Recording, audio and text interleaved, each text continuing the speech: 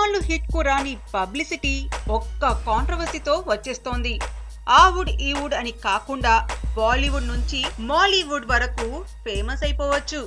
అనుకోకుండానో లేక అల్లరితోనో ఇద్దరు మలయాళ కుట్టిళ్లు ఎక్కి బుక్ అయ్యారు. సందడి చేసినంతసేపు పట్టలేదు. ఈ అమ్మడులకు చేసిన పని తప్పని తెలిసి 4 గోడల మధ్య జరిగిన తప్పు కాదండి, నలుగురితో కలిసి కరకర జల్సాలేండి.